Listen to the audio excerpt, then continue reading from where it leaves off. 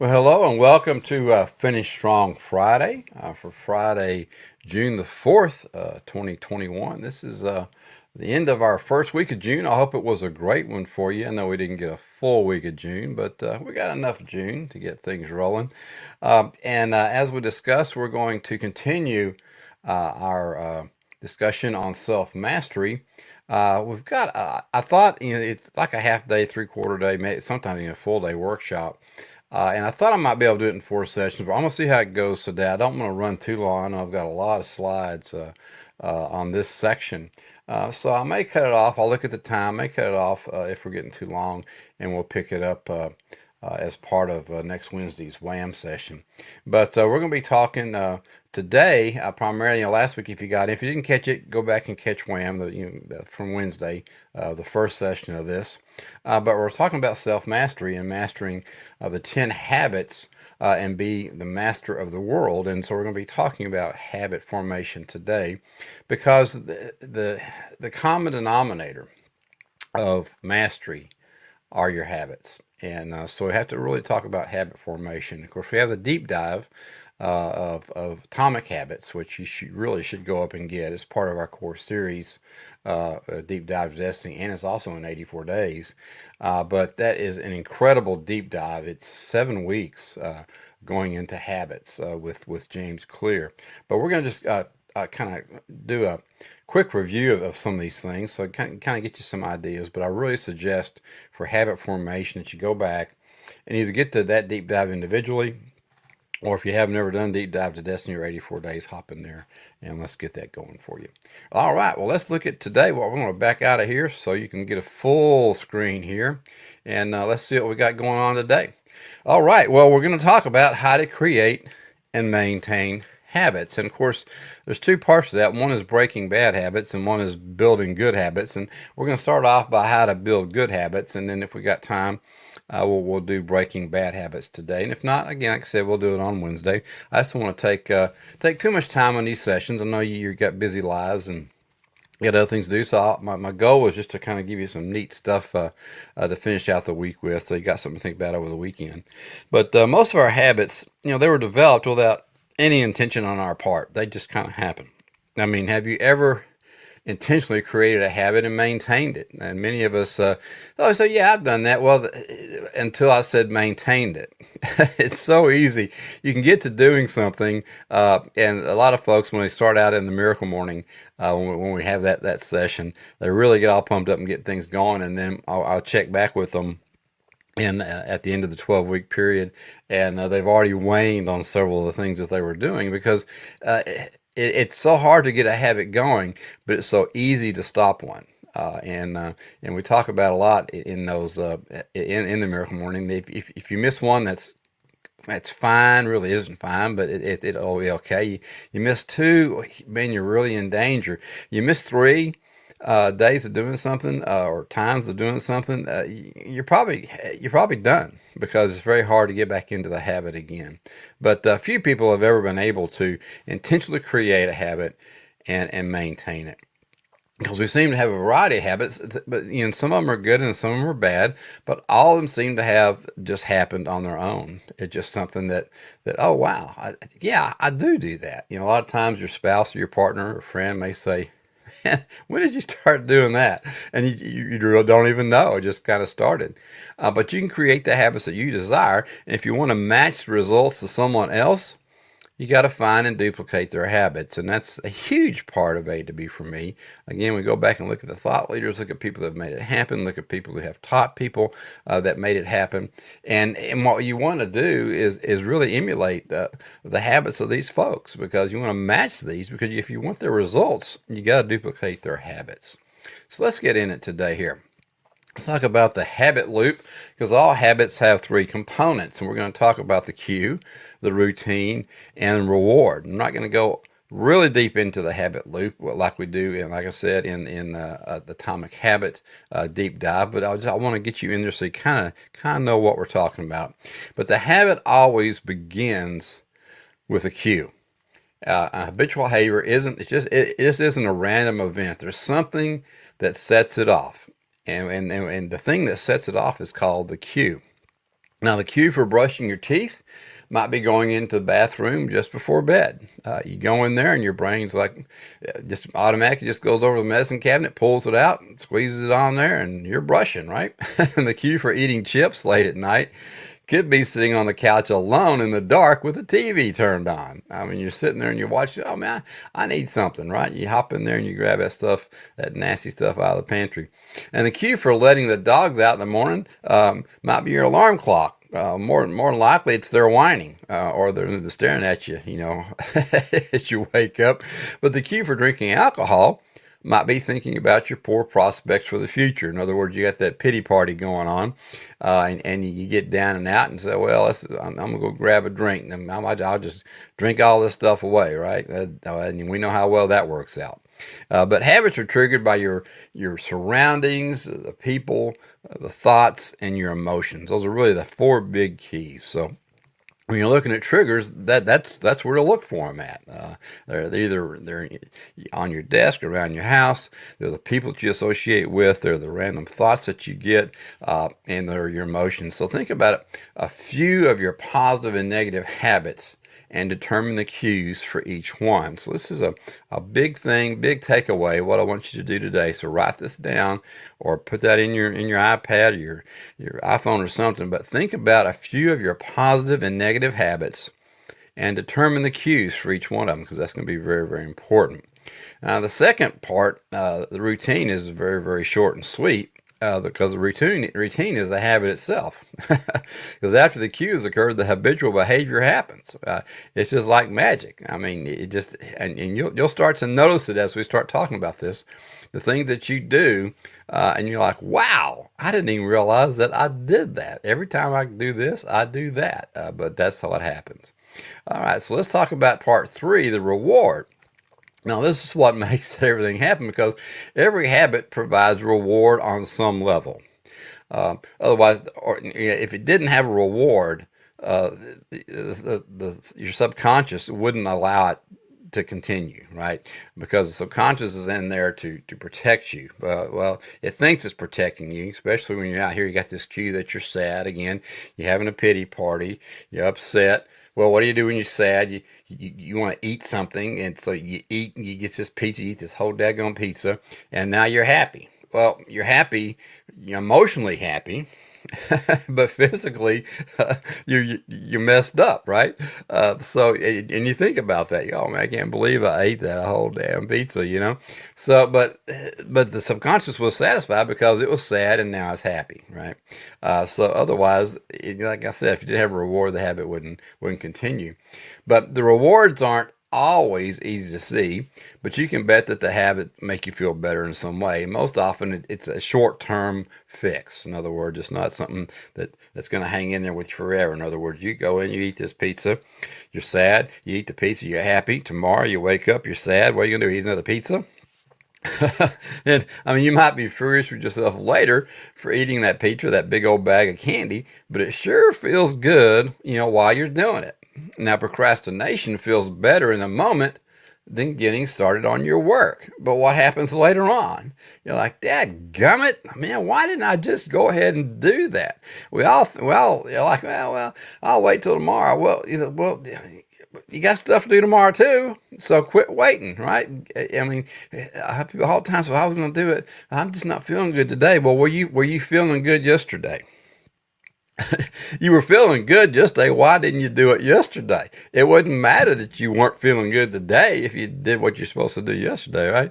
But habits either provide a temporary positive emotional or physical sensation, or they allow you to minimize or eliminate a negative feeling. And most of the time, in the eating syndrome or the drinking syndrome, they allow you to minimize or eliminate a negative feeling. And that's why we have so many late nights at the bar sometimes.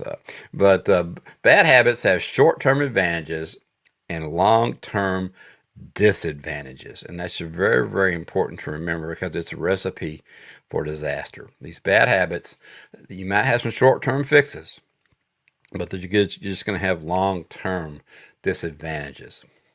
So let's take a look at the basics of habits, because habits, they're very simple. And I like this quote by Travis Bradberry, said, "Humans are creatures of habit. If you quit when things get tough, it gets that much easier to quit the next time. On the other hand, if you force yourself to push through it, the grit begins to grow in you." And that's the basis of that, the habit formation. The mind is going to say, okay, yeah, we quit last time, it worked out, let's just quit again, right? So our brains are wired to recognize what happens right before something good or something bad happens. The brain is ahead of the game, and it knows when something good or something bad is going to happen. Now, the good versus bad judgment is based on our physical and emotional sensations. And when something good happens, that behavior is likely to occur again. But when something bad happens, we're likely to avoid repeating that behavior. So it's an anti-reward. And that's how these things work, right? But you're if something bad happens, it may just be a bad emotion, right? I mean, you were doing something good. You were doing what you need to do to succeed. You're out there and you're making your phone calls. You're doing whatever you need to do. You're going out of your comfort zone, and the subconscious felt that something bad was happening because you're upset and you weren't happy about what you were doing, but you got to just trudge through these things and until they become good, and then that behavior is going to occur again. So you're simpler than you think. We all like to believe that we make intelligent, rational decisions, but honestly, that's rarely the case. Our habits overrule our cognition in most areas, and there's a reason for that, and we're going to talk about that. But it's your habits that really rule you. It's not how how smart and your wonderful rational decisions most of the time.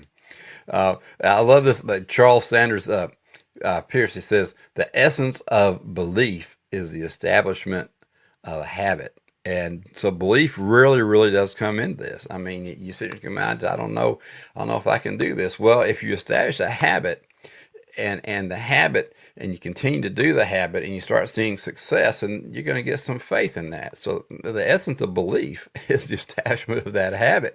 And your subconscious will say, well, we weren't doing, you're right, conscious mind, we weren't doing that before, and we did this and it did work out. So I believe we can do it again, right? So I'm going to talk about the 7 strategies to create habits that serve your purpose. In other words, these are good habits, things that are really going to get you down the road to your destiny.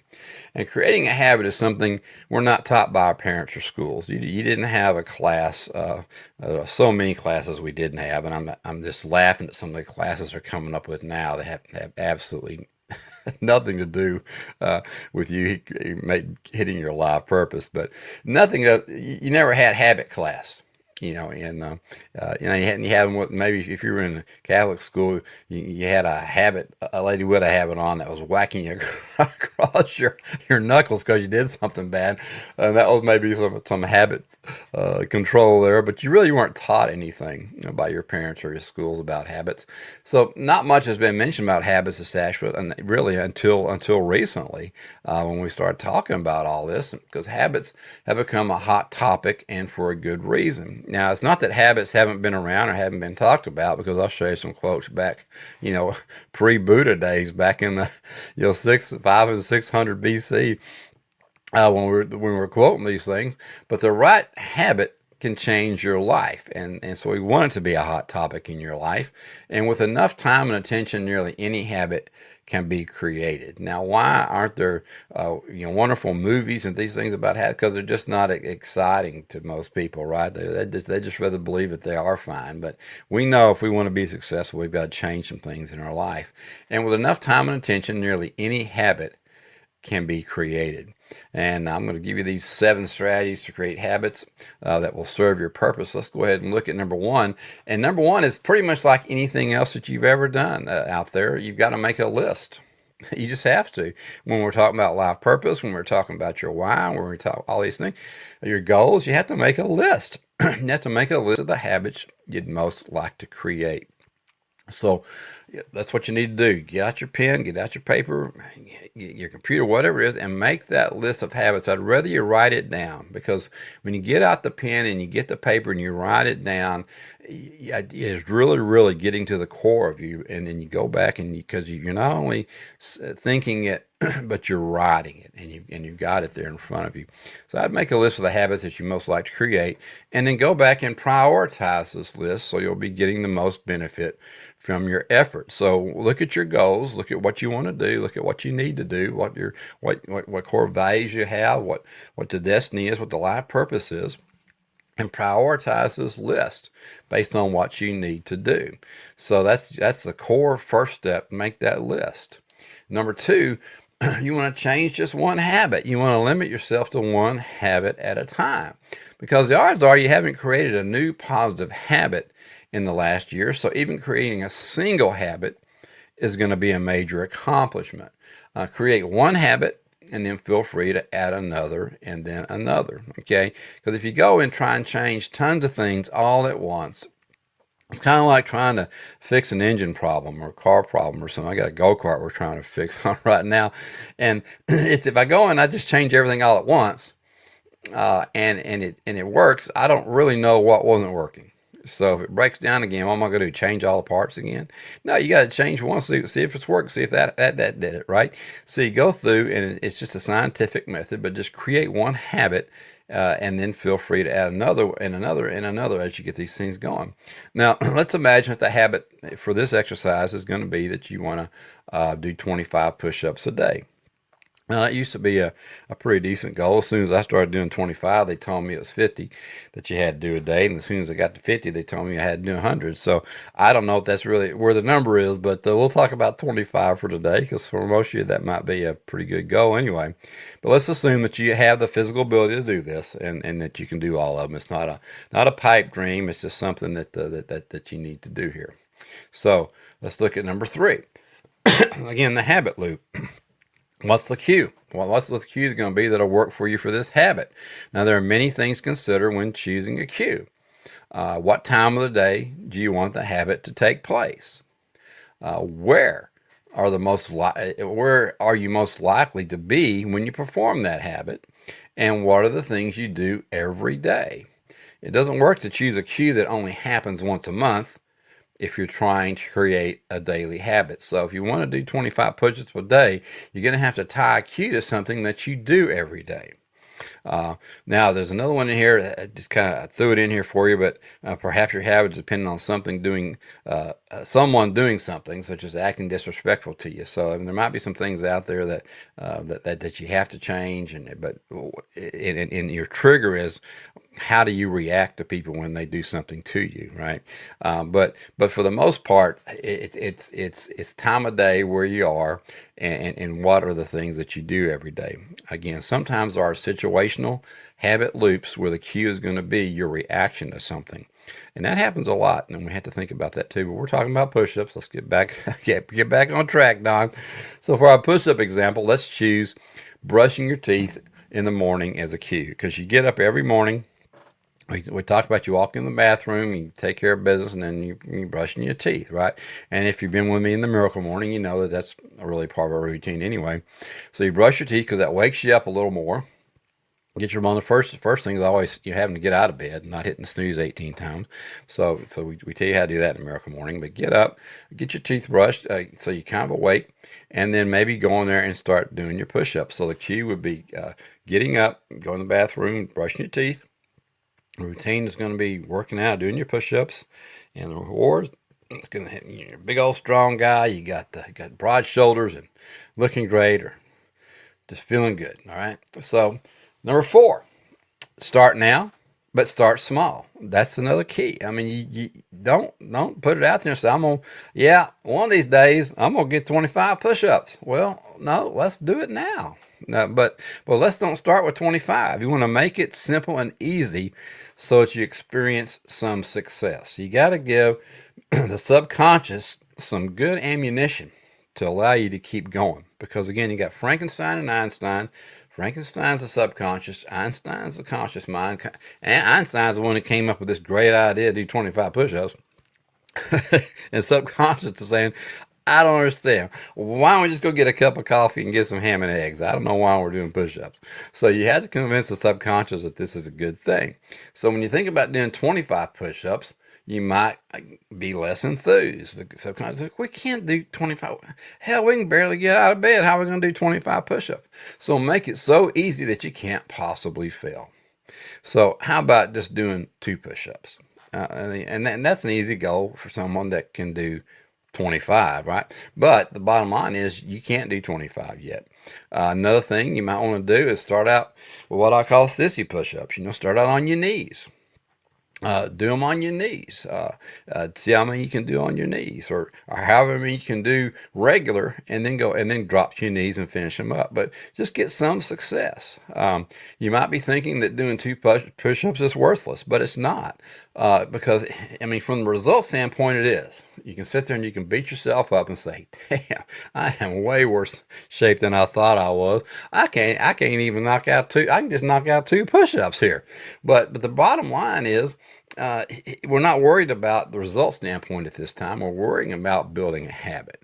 And from the point, only doing 2 isn't to build your arm strength or your shoulders or your back. It's to build a habit. And so even getting down on the floor might be the challenging part. But whatever your desired habit to be, happens to be, focus on making a habit of the first step. And this is so important, is that first step. Sometimes just getting your clothes on that you're going to get on to work out is a huge first step, because it's a trigger now, and your brain is saying, hey, okay, we got our workout pants on. I guess we're going to do some working out. But get down on the floor and try something. Let's get something started. But start now, but start small. Don't kill yourself, because what you're going to end up doing is frustrate yourself and you're going to quit. All right, number 5, we got to build that habit, right? A habit so small you can't fail is where you start. And then the outer ring, as you grow, is going to be your awesome habit. So move from 2 push-ups to 5 push-ups to 10 push-ups, and just keep rolling. And eventually you'll work your way to 25. And I'm telling you, you'll be amazed. I'm always amazed. People are amazed when I tell them, yeah, I'm doing, I'm doing 60, and then I drop my knees and I do 40. I'll do 50 more. So do 110 a day. And then eventually and the reason why I do this is because I started out doing 5 and 10, and then I would just get on my knees and keep going, right? Well, getting on your knees and keeping going is pushing you through that threshold, and that's how you can, and all of a sudden your body says, hey, let's not do these on our knees. Let's go ahead and try and do some more regular. And you end up just really, really growing. And there's all kinds, if push-ups are really your thing, there's all kinds of programs out there that you can see how to do it. But mainly just get out there and just do something. But move your habit along slowly, and it'll work for you. Now, when you absolutely dread the idea of performing your habit, that means you've moved too quickly. And I get that still. My subconscious sometimes says, well, we got to do these push-ups again. Damn, we do these things every damn morning. But hey, you get in there and you're going, and when you're done, that euphoria, of course, it's a whole 35-minute thing for me, but when you're all done, that euphoria of you've succeeded in something very, very early in the day, and that success carries you through. And get you rolling, because you know that you've already done something great for the day. You got something knocked out. So, but if you're at that wall and it says, man, no, I ain't doing this, then just back up to a more comfortable version. So get back on down on your knees and do that version. So, but whatever your habit is, if it's not push-ups, whatever it is, if you dread it, you're gonna have to rethink this thing, back up, make it a little bit easier on yourself. If you're talking about doing 100 calls a day, maybe you back up and you're doing 50. Maybe you're backing up and doing 25. Maybe just picking up the phone, calling a couple of people. Whatever it is, you got to get back to a more comfortable version for yourself. All right, let's look at number 6. You got to reward yourself. And sometimes it's just good job. So many times, especially when I'm doing my push-ups and I finish and I push and I push and I push and I push and I push and I end up, I just tell myself, good job, dude. That was awesome. And that's reward enough. But pick a reward that isn't going to be harmful to your goal. So in other words, if you finally do get your 25 push-ups, rewarding yourself with a candy bar or drinking a beer, that isn't a suitable reward, because you're talking about health here. So you don't want to go doing some nasty stuff that's going to be anti-health. but at the very least feel happy that you've made a change in your behavior. And again, that's why I say get up early, get it done, get an early success, because you're going to feel good about it. You say, man, yeah, this is what I'm doing. And you're going to start seeing the differences in the mirror. But you maybe jump around and make some noise. If ain't nobody else to high five yourself. So get in there and do some great things for yourself. All right, and then number 7, my favorite word. If you've been around me, be persistent. I mean, persistent and persist until something happens. That's the acronym PUSH, right? You've got to push, because it's unlikely that things will go perfectly. How often does that happen, right? So don't expect perfection. Just resolve to do your best and keep going until you have a full-blown habit on your hands. All right, and that's the purpose of the habit tracker that we talk about every Wednesday in our weekly accountability meeting and in our Phoenix Journal in our 12-week year. You've got to continue at it. Just do your best. Keep going. Take your measurements and have and then you'll have a full-blown habit on your hands. And it can take anywhere. I mean, you look at these gurus, you just don't know. It could take 10 days to several months, depending on the habit. We got the 10,000 time method, right?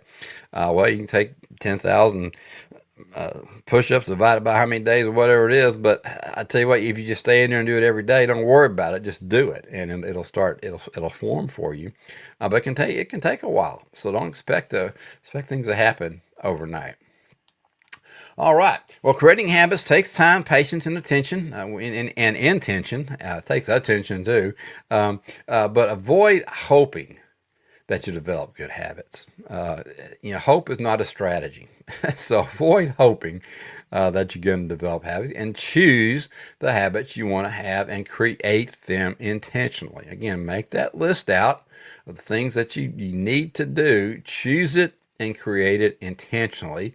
And if you can do this, you can conquer yourself and the world. And while creating new habits can be challenging, it's even more challenging to break bad habits.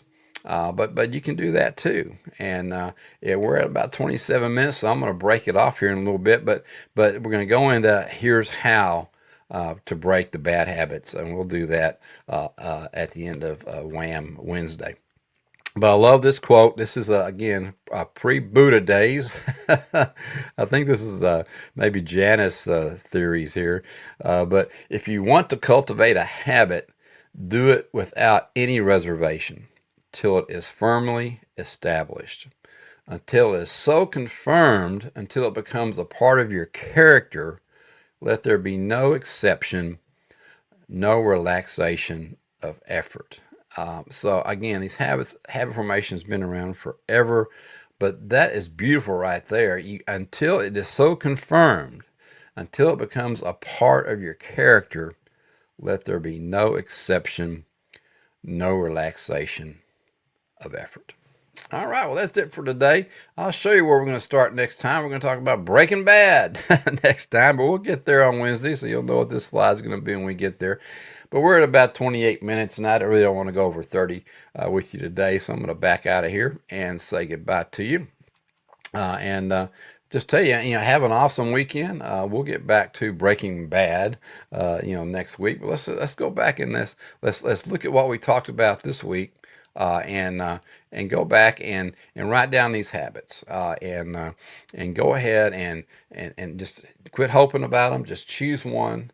And let's figure out a way to create them intentionally. And again, if you need a little bit more help on this, if you want to hop up and grab the Atomic Habits deep dive, or just grab the book Atomic Habits and get through it. But again, we need to learn it. And the only way to learn it is really to go through a deep dive of it, not just read it, and then you got to implement it. And we want to help you do that through our action steps.